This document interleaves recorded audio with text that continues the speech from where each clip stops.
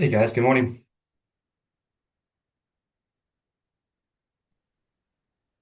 Good morning. Hey, so I'm going to introduce myself. I am Matt Hertz. Hi, good morning, Linda. I'm an accessibility specialist here at OSAS. So I can kind of do this a few ways. If you guys want to know some information about our office, I can kind of go over what our policy and procedures are. If you kind of want to know students with disabilities, how to get jobs, if that's something a little more impactful, I'm happy to share that as well. So. We can really do kind of a few things. You guys want to put in the chat, what would you want me to share? Do you want me to do a presentation? We can do an open discussion. Hey, Omar, good morning. I'm kind of just presenting that I can do this presentation kind of a few ways. And guys, feel free to put it in the chat. I can give you a debrief about OSAS. I have a PowerPoint ready to go. I can be a little personal. If you guys just want to do a Q&A, I'm happy to kind of be kind of personal in my history and about mental health. I can give you guys good information. If you are a student with a disability, you don't need to disclose it, but I can show you some good kind of nonprofit third parties that can really help students get jobs. So if you guys want to put in the chat or even turn your mics on, what would be more beneficial? What would you guys prefer?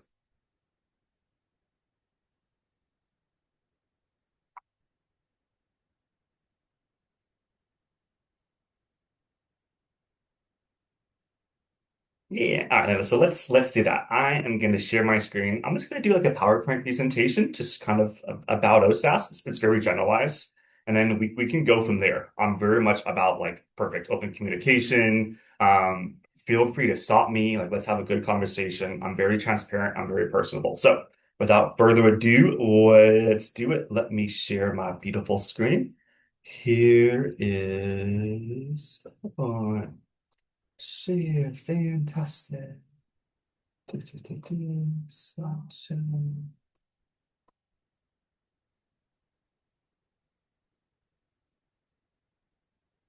All right. And you guys all see the PowerPoint? Yes. Fantastic. All right. So I'm just gonna kind of go along.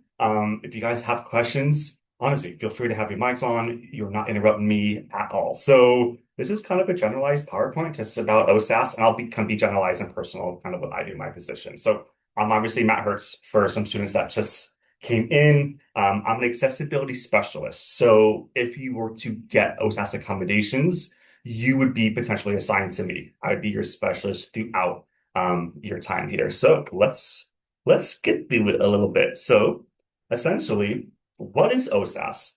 In kind of general terms, we are a disability center here at OSAS. Every single university, I would argue, in the nation, from a prestigious university like USC, private 4 years, small community college, they all have a disability center. Now, they might call it different things, different acronyms, but essentially every higher institution has a disability center. That is because there is federal ADA law that needs to give students with disability equal access. And that's exactly what my job is and what my team's job is to give students equal access. So where we are located, I am in my desk. I'm looking at the USC track and field. Behind me is that really nice Annenberg building. So we are in GFS 120 through Dornsife. I would argue it's pretty easy to find. We're kind of in the middle of campus on the first floor. If you guys ever want to see where OSAS is, I will tell any student this. Go to a Google search, type in USC, type in OSAS Disability Center, and you will get our website.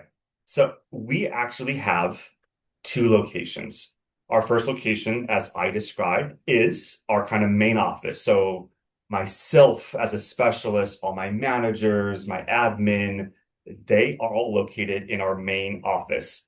We also have an additional office that's our testing center. Our testing center is located at a different location. It is at the Viterbi side of campus, so where all of the engineering schools kind of go where their library is. That's where our testing center is. So if you're an OSAS student, remember two locations, our main OSAS office and our testing center. What we kind of do in terms of like who we support and like what kind of accommodations, I would argue it's almost everything. Classroom accommodations, housing accommodation, even dining accommodations. If you're allergic, if you're celiac disease, you name it, We will support students with dining accommodations. If you're in an online program, if you are in a graduate program that has clinical work placement, we will also support you.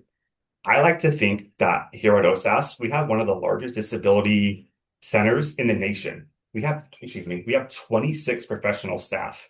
Honestly, if you go to a smaller university, a community college, there's a handful. My previous institution was a four-year private university. There were only three professional staff members compared to here at USC, 26 professional staff members. What's really, really neat is I'm a generalized specialist. I carry a very large caseload, but I have specialists within a specialist, and I'm sure my interpreter loves to interpret that. Meaning, if you are deaf and hard of hearing, you'll be assigned a specialist that is uniquely trained to help you get, ASL interpreters, you name it. If you have blind and low vision, we have good Braille, really kind of assistive technology services to help students. So never be discouraged, like, oh, Matt, my disability is so maybe unique or severe. We will help any student across the spectrum, even student workers. Even if I know the careers has these really large career events, we'll give you accommodations if you need help just talking to someone with an activity or a program at the university. Okay, at a glance, you guys, as you know, as students here, this is a fairly large campus. We have about 50,000 students. We serve a population of about 5,000 students. So I'd argue decent percent. Our numbers increase each semester. As you can see, fall 24, we had 621 new additional applicants. Last fall, 700. So 100 students increasing, which I think that's amazing. Use these services. These services are for you. I kind of joke around, you're paying tuition, someone is. These are really good services for you to utilize. And you can kind of see from freshmen, masters, doctoral students. We work with even students in the JD Law program. I think this is kind of a really cool number to see that we do help across every kind of student body class standing. All right. So I kind of gave you a little inclination of like what we support, but even in more detail, what kind of disabilities do we support? Any psychiatric mental health condition, unfortunately, due to COVID, this has increased quite a bit. So when you see the word psychiatric from depression, anxiety, bipolar, that falls into that. Going from ADHD, we always see a high number of that. Medical, from autoimmune, to concussions. We work with student athletes all the time.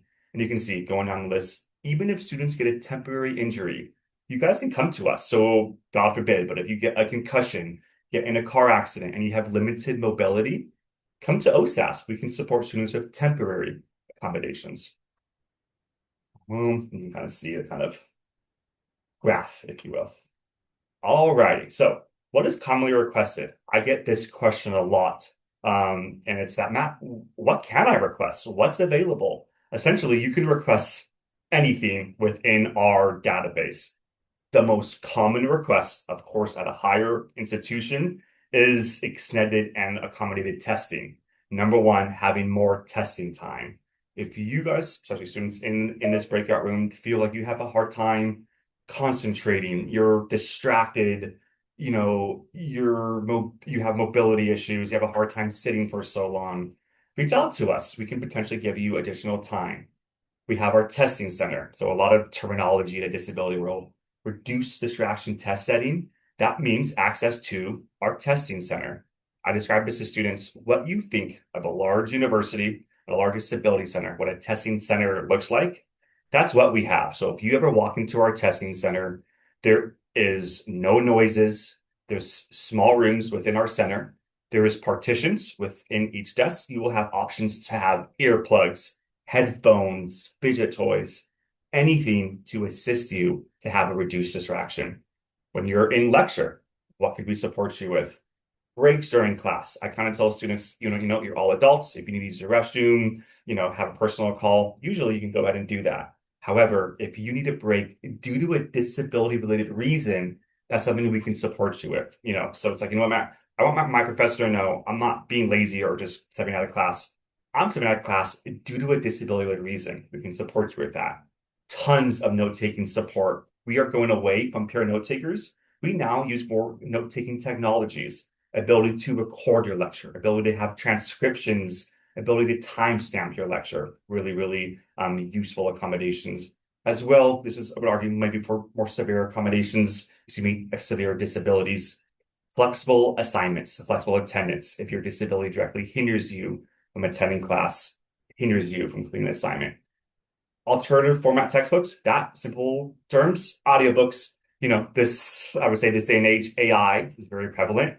This, I would argue this isn't AI, but there are some AI features that can give you text to speech type of a thing. So those are, I would argue, in my line of work, very common requested accommodations. I'm gonna repeat myself. If you guys have had any questions, put it in the chat, or honestly, I prefer turn your mic off. Please answer them. Alrighty. So this we get a lot. If you are a transfer student coming from a community college to a four-year, sometimes it's a little different. We have I won't say a higher expectation, but a different criteria in terms of documentation. And that's kind of essentially it. Some students come from high school to a four-year. Some students come from a two-year to a four-year. It's just kind of different in terms of what accommodations are available at a community college. Like, put it this way, there's less housing accommodations at a community college. There's more housing accommodations at a four-year. That's essentially what that slide is kind of stating. Priority registration. A lot of my students that are transfer students, sometimes at a community college, if you are a student registered at the disability office, they give you priority registration by default. Our office, you have to submit and get it approved. All right, how do I request accommodations? Of course, a beautiful QR code. In my humble opinion, the best way to get more information about our website, go to a Google search, type in OSAS USC, and our front page is very accessible, very easy to follow. Documentation. So this is where students sometimes stop their application, kind of get hindered. Because documentation is key, and that's to say 26, not 25. I apologize for that error. If you go on our website under new students, there is a tab called Documentation Guidelines and Forms. So let's say, Matt, I really am struggling due to my disability, but I need to get documentation. We have templates for all the main criteria of disabilities. You have your achievement provider fill it out, give it back to us, and that's what we're looking for. So if you guys have questions really about documentation, I would encourage you to ask me at the end because I can give you a little more detail. But just so you know, documentation is required to potentially get accommodations at our office. All right, so I get this question even all the time too. How are accommodations determined? Simply put, you kind of do a full interactive process. And I know sometimes students think, Matt, I'm so busy. I'm a graduate student. Like, I need to take time out of my day to talk to you. Yes, you do, but it is extremely beneficial. Essentially, there are three main steps to get registered at our office. Number one is a student application. That will take less than a few minutes. They're going to ask you what your disability is, your history, symptoms, what you are requesting. Then you submit documentation. Once those two aspects are complete, your file will get sent to someone like myself, again, who's an OSAS specialist. I will review your case, review your application, review your documentation, and I will do what's called an intake with you. A lot of students get a little intimidated by it, and I completely understand that.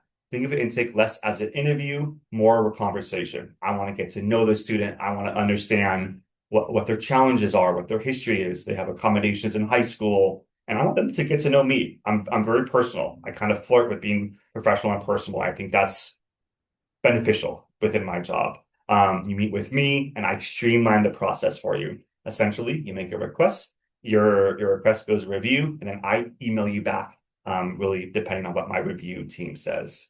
It can sometimes take 2 or 3 weeks. Sometimes it depends on the student of how I would argue of how on the ball you are. So if I email you, hey, the faster you email me, the faster I'm going to meet with you, type of a thing. So if you guys are thinking about getting registered at our office, don't wait because midterms are going to come here quicker than you think in March. And if you have a midterm beginning of March, this can take 3 weeks. Don't wait till the last second. Get everything in. Let me talk to you. Students, even during the summer, my team is on grounds. We'll meet you during the summer. I'm gonna repeat myself. Don't wait till the end of the semester because that's when we do have a deadline of when students can get potential accommodations for each semester. Alrighty, I'm not going to go over this too much. This is like a very kind of specific accommodation, but just so you know, you guys have every right to request a foreign language substitute, and a lot of students don't even realize that. That's something you can do, but I'm not going to go into too much detail within that. FERPA, this is something I will spend some time with. So sometimes students go talk to me and say, Matt, I have some very sensitive information to say to you. Is it safe? Do I feel protected? And I treat that very seriously. So does my whole team. So I'm very transparent. I'm very personal when I talk to students. Nothing leaves this office, and nothing will ever leave this office.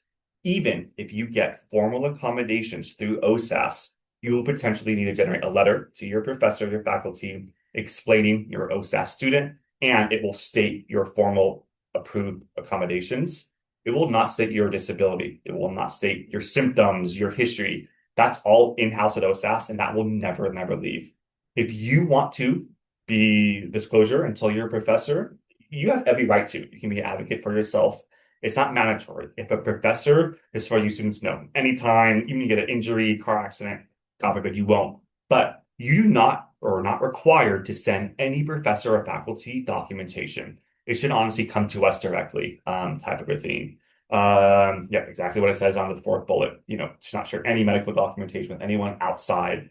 If you have a guardian, a parent, or a therapist that you work really close with, you can sign off, and then you can say, "Man, I confirm that I can have you talk to my parents about my documentation. That's something that we can do. But as an adult, that's private to you. I won't, even if a parent, if your guardian calls, I don't let them know about your information until you give me confirmation. So again, repeating myself, we take this very, very, very seriously. So again, some students, if you have, maybe a significant history and you're hesitant to share, please note again, this is an extremely safe space. I will never share any information outside of these OSAS walls. Alrighty, students may ask, who knows about my disability? I'm kind of going to repeat myself. Me, I'm the one that knows the disability. I think it's the coolest thing about our office is that you get me assigned as your direct specialist. So I know your history. I know your personality, your symptoms. Um, I'm your go-to person. To I kind of went over that. You will essentially generate a letter. That letter really helps you because it's a formal OSAS letter sent to your professors, and it's kind of streamlines everything. I get this question a lot. We kind of talk about this a little bit. Matt, can my mom go on an intake with me? Absolutely. If you're comfortable with it and you have a parent, someone you work with a county, advocacy, a mental health provider, they can always join your meetings if you are comfortable with that. This last bullet point, I will say this. If your professor ever denies the accommodation, come to me and I will take it to my director. That's something that my team will take extremely to heart. If you get accommodations, your faculty almost has to support you within the guidelines. If they don't, come to me. I will make sure they do. Alrighty, I get this a lot. You can appeal a decision, meaning, all right, Matt, sometimes I'm discouraged. I heard from my peers that they didn't get flexible assignments. And, I have a similar disability. I don't want to go through this whole process, take a month, and then for them to say no. I kind of say this, and I'm going to put this out there. If a student formally thinks a decision is BS, you can absolutely do a full appeal process. You can do a personal statement, send additional documentation, and it's a different review team. So please don't just think, all right, I talked to Matt, OSAS denies me, and now I'm screwed, talk about our terms. Far from it. You will have multiple opportunities to work with me and work with our senior leadership staff to file an appeal. So just so you know, there's multiple ways to get accommodations, even if you get denied the first try. With that, that is essentially, I'm going to argue, a general kind of debrief about OSAS. I'm going to open it up to some questions, and if not, I can give you guys some personal. I know we have an hour-long session here. I can give you some personal about me, kind of what I do with students, and because it's kind of a career fest, I can share some really cool third parties. So let me pause. Does anyone have any questions for me?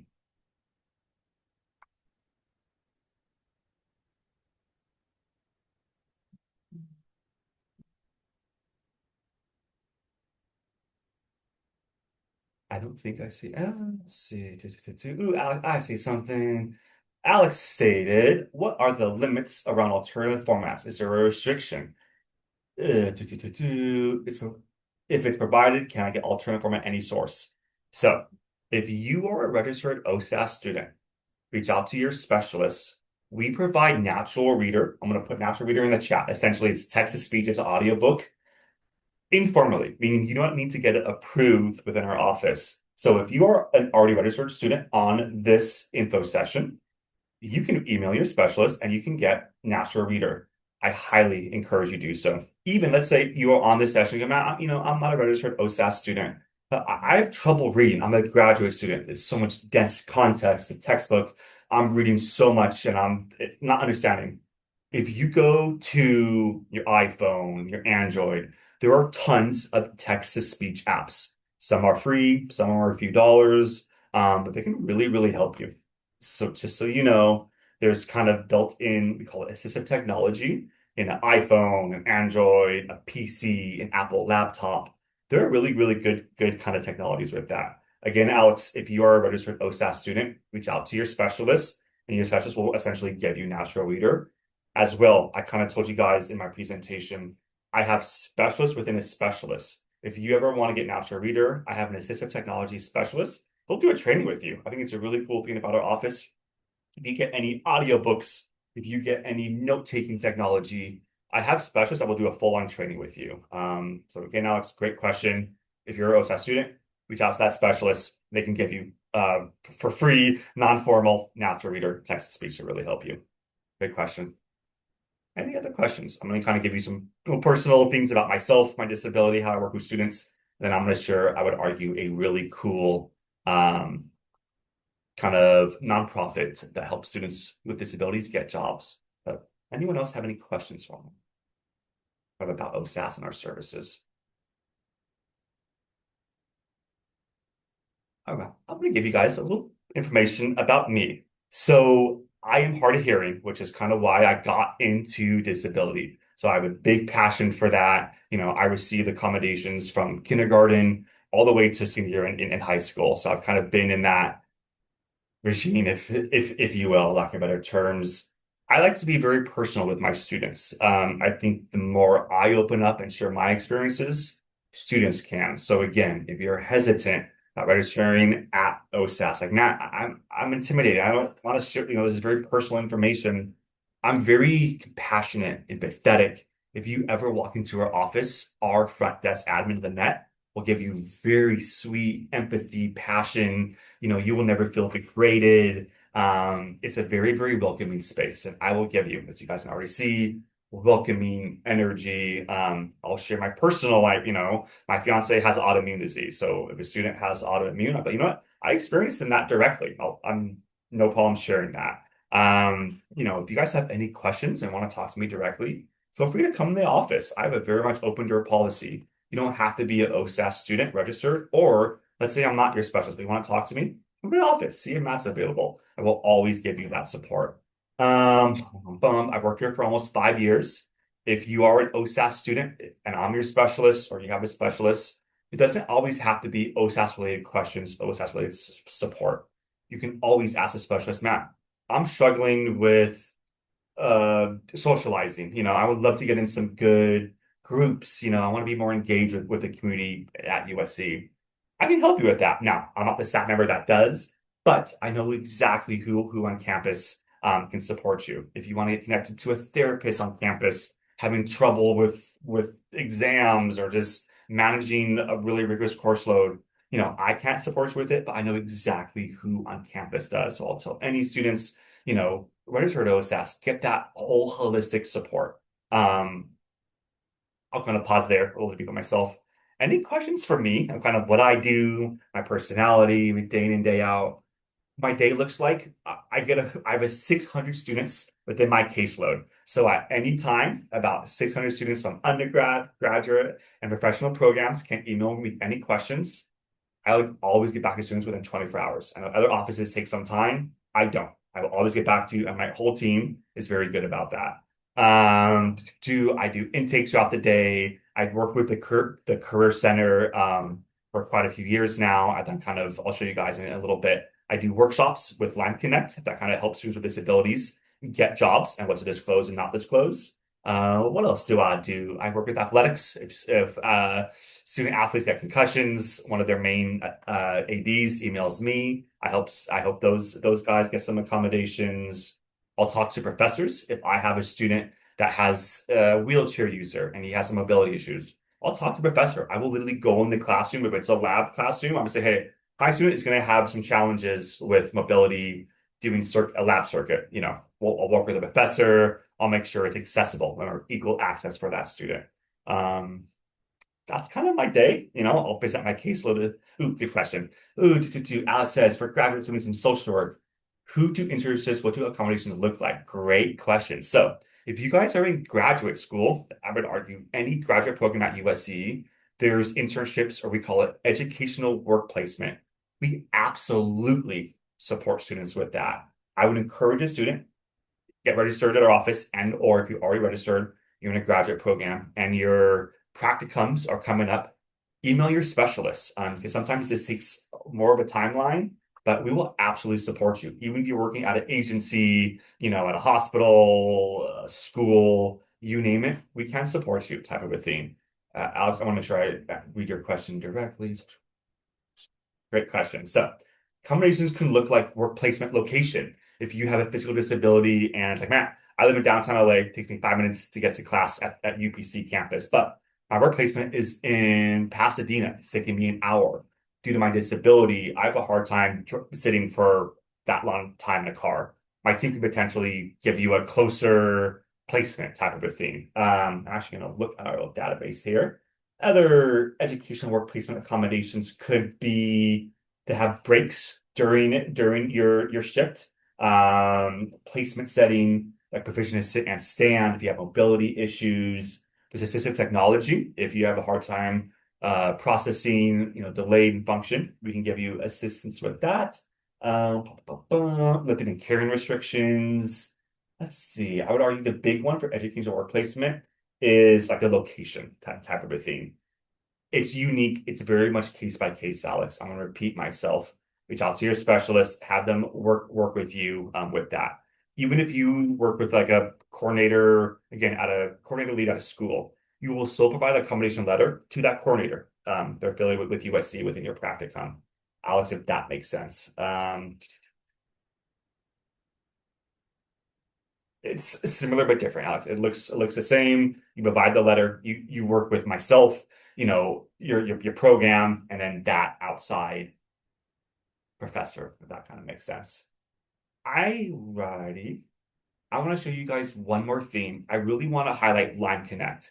I've worked with the Career Center for years, as I told you guys. Lime Connect is someone that I've been a part of, and some of the career advisors that I've been a part of. And again, they can help students with disclosure if you have a disability. When do you tell them? During an interview, your first day on the job. But before I go, that will be kind of my last information. Before that, any other questions? Alex, really good questions. Again, feel free to put it in the chat. The general, detailed questions. Anything else for me?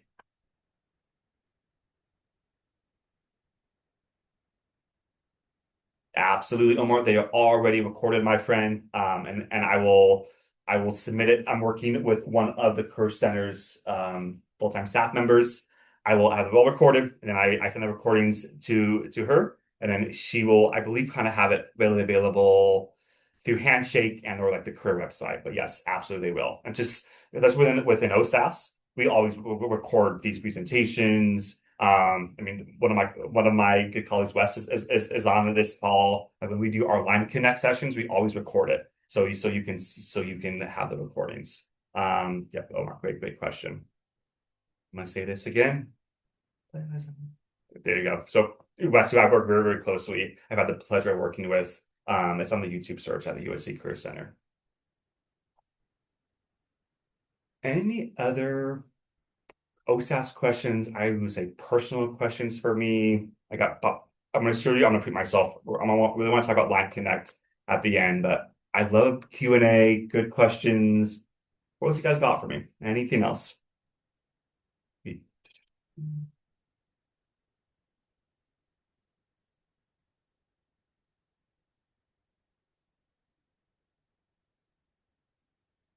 Alrighty, so I don't see any questions, and that's totally okay.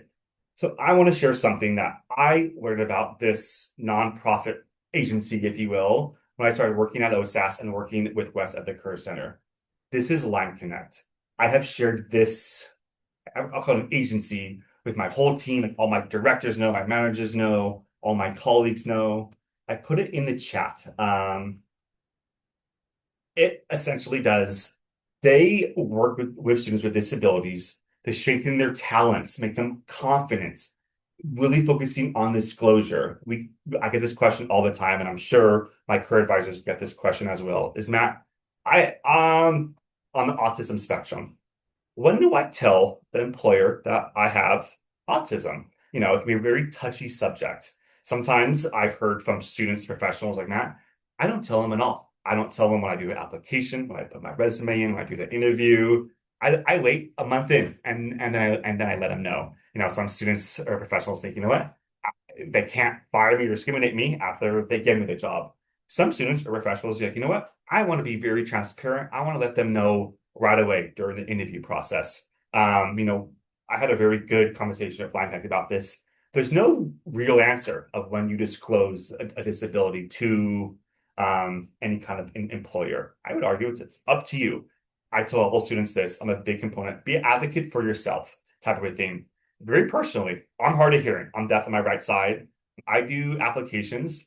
I don't say that I do. Maybe I should, maybe I shouldn't, but I sometimes I don't see it as like hindering me as a disability. I kind of say that once I meet with my colleagues, it's a good icebreaker for me. But again, that's very, very personal with me. So no true answer. I know it's a lot of questions I get from students that are seniors about to finish up graduate programs, professional programs. That I want to get a job. I'm nervous about this, or I have a physical disability.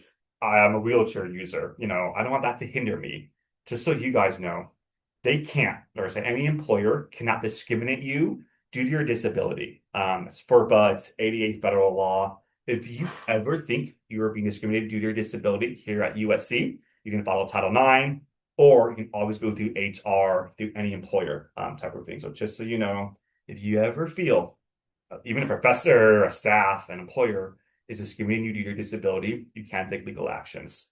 So if Lime Connect interests you, they have really good peer mentorships, fellowship programs. Me and Wes, I say probably we will do an online workshop at some point this semester. We'll advertise it quite well. You guys can join. We have one of their professional staffs kind of talk about kind of what they do. What's really cool about Lime Connect, they work with huge global companies, NFL, Sony, Google, Bell. They work with huge, huge companies. So that's essentially Lime Connect. I'm gonna say if you guys are staff members here and you guys hear any students that are having trouble with that, share Lime Connect. I share it all the time with my students. I usually have a pretty personal conversation about, disclosure, putting yourself out there. And a lot of students get a little hesitant with that. So that's kind of a general debrief about Lime Connect, and I really owe it to my career advisor colleagues to share this with me because it's been a really, really cool resource to know and be familiarized with. Any questions? Ooh, perfect. Let's put the session Lime Connect that we did in the fall. It was really, really good. Rest assured we'll do one in the spring. The gal that Yardina that kind of was our guest speaker, excuse my language, did a hell of a job explaining. She's very passionate. I highly encourage you guys to check that out.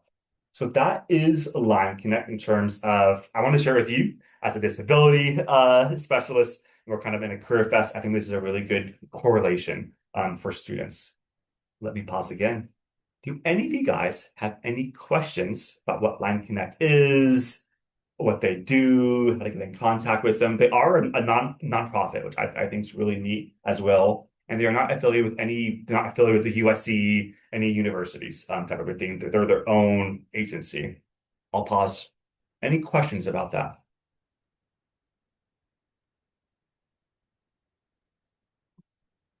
Hmm.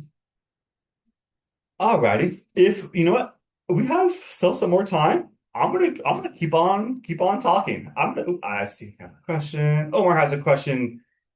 Omar states if a student ever has a question or concerns about their accommodation, what steps should they take and have them addressed? So Omar, the best thing about OSAS is you could assign someone like me, like Matt Hertz. You reach out to them directly. So I always tell a student, yes, the hardest part about OSAS is getting registered, is getting the documentation, talking to myself, even though I try to make it easy. After that, your streamline, I'm your direct person of contact, or whoever your wonderful, fantastic specialist here at the office. You come to them directly because disability, I've learned this, it's all in the gray area. It's never black and white. It's always kind of in the middle ground. So Omar, I would encourage you, if you register at office, reach out to your specialist directly. And if you think, you know what, Matt, I think I want to start this process, do it because you get me from literally now until you graduate. I will get this question. Now, I'm an undergrad student. I want to pursue graduate school. My accommodations roll over. Answer your question. They usually do. Don't let that discourage you, type of a thing. I'll say this. And Omar, I'm going to also go back to your question. If you got accommodations here at USC and you are going to graduate school at different university, our office can give you verification forms that say, hey, the student was registered at office from this date to this date. They are approved of these accommodations. So we can provide that for you as well. Again, Omar, to really answer your question directly, questions or concerns, step to take, come to me directly and I'll meet with you. I will never limit you the access to meet with me to give you the interactive process. I will always meet with you. I will always meet with students in person, through Zoom, on the phone, whatever works for you throughout the day. I'll meet with you and we'll have a conversation. If you're concerned that your professor isn't meeting with you in the middle, numerous times I've talked to professors in a very professional way and say, let me understand, kind of get both sides of the parties. If you have trouble, Omar, with correlating your testing accommodation testing center, I'll direct you to the testing center. They can help you directly. So to answer your question, Omar, you're a specialist. I'm repeating myself again and again. That's the best thing about our office because you get that specialist the whole time and they know you. They know the history, your condition, the timeline, all that stuff. So Omar, I hope that answered your question. You, Conor, even gave me something else, or excuse me, something else that I thought about. I'm going to share our website because sometimes students like, man, I do have a question. I don't want to email the front desk. I'm an online student, or on my satellite campus. I don't have time or the capability to walk into the OSAS office. Here's what you can do. So I'm going to share my screen again. And I'm going to go over our website.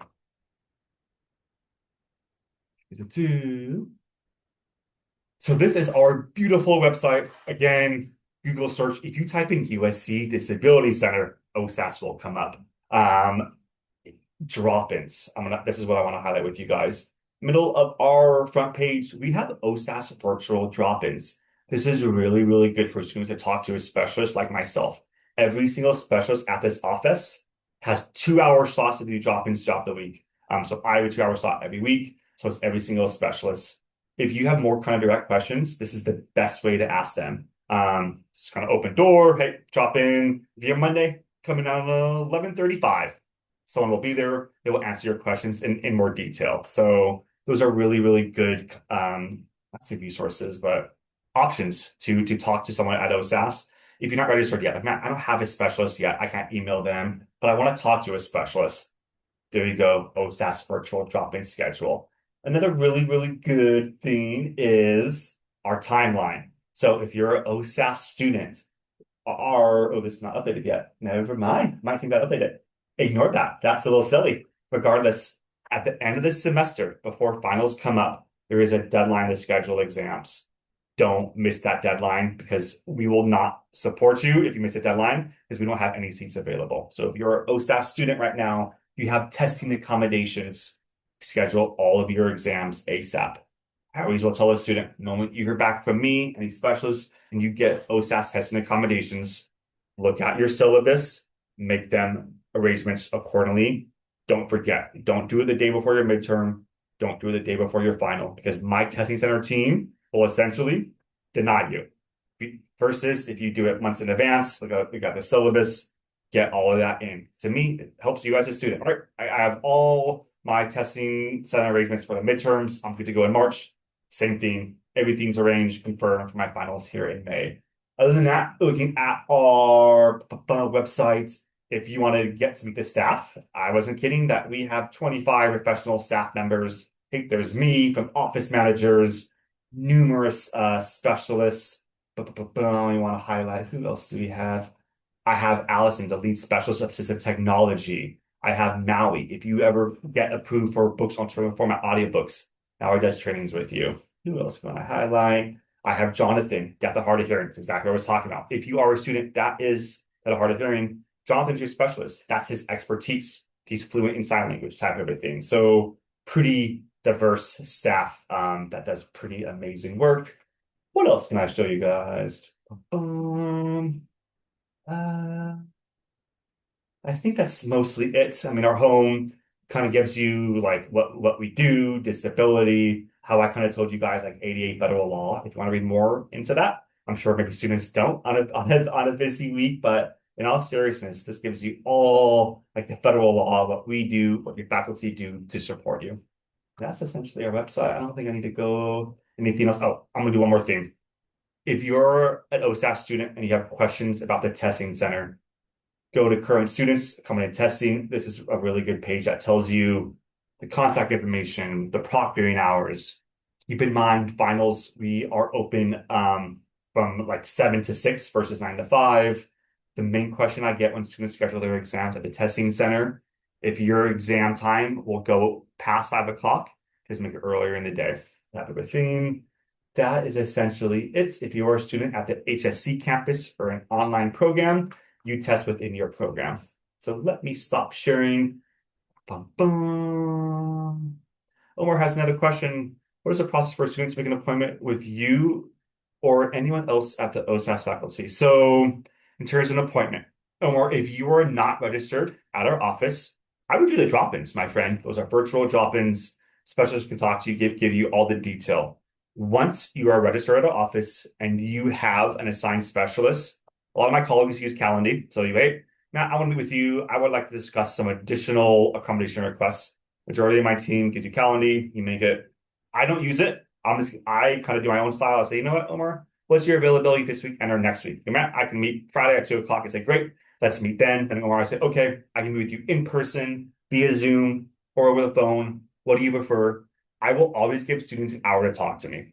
Usually 30 minutes. I will always dedicate an hour if the student needs that. So that's essentially it, Omar. I'm actually gonna lie. I'm gonna share my screen one more time. I want to show you guys how to get registered. That's probably the first thing I should have showed you. So let's say, Matt, this sounds great. You were awesome to talk to. I want to use your services. Under new students, click on when and how to register. Here is it right here. This is one of my action steps. That's exactly what you need to follow. What I told you guys. Online student application. It takes you less than 5 minutes. Quick questionnaire and a few questions. Your disability, impact what you're requesting. Then provide documentation. You were able to provide documentation through your student online application. As I alluded to you when I did my presentation, documentation guides and forms. Here's all the main disabilities followed by templates. So if you know, Matt, I have had ADHD my entire life. You can click on this guy and you can see exactly what the information you would like to see. You have your healthcare provider fill it out and return back to us. And you can see it's asking for the disability. It's asking for how information was collected to make that determination, history, how your disability affects you in major life activities, and your symptoms and treatment. So that is that. Bum, bum. All righty. Where was I? Back to new students learning how to register, online application, documentation, then it will say pending. You wait for me. It will take 1, 2, 3 weeks at the longest. Pretty quick, depending on the semester. I'll meet with students from now up until finals throughout the summer, fall up until finals. Don't hesitate. If you have any questions, look, it gives you the front desk number, the email, and essentially you wait for me to email you. I say, give you a general email. Hey, I'm Matt. I'm your specialist. Let's do an intake. We take a time to meet. That's really it within our process. And I kind of went over this with you guys. Our team reviews it. I contact you. You upload your letter. Really easy to do. You're on and running. I'm going to stop sharing my screen. I've kind of gone over everything I think I needed to. I don't want to just keep talking and talking. Do you guys have any, I know I said this a few times, I'm gonna say it one more time. Any other questions for me? Omar and Alex, really, really good questions. I've covered everything from our services, kind of what I do, my history of working with the Career Center. I'm gonna say this again and again. Don't hesitate to come to our office, do drop-ins. Even if you don't have a disability, like, man, I'm just struggling. If I had a personal situation happen, let my team help you. Again, maybe we can't help you directly. We do know who on campus does. I'm gonna kind of do this one last time before we kind of conclude for today. Anyone have any other questions for me, my office, general questions, serious, personal questions, anything else, guys, before we kind of conclude on this great info session today? You're very welcome. I know I have a good energy. My team has good energy like this. I know it can be a little intimidating to go through this process. I bring it. I really, really do. I'm going to give you, awesome, Alex. I will give you compassion. My whole team will. I think I'm going to hush and kind of give you guys 5, 10 seconds. Anything else? All that said, you guys know how to find me. Use your resources at the Disability Center. Keep going to the Career Center for all those good resources. That's all I got, guys. I greatly appreciate you joining in. I mean, how much, guys? One, two, three. Alrighty. This is being recorded. As Wes, my great colleague at the Career Center, said, it'll be through the Career Center YouTube. All this will be saved, so you guys will have access at the end. I'm going to essentially stop recording.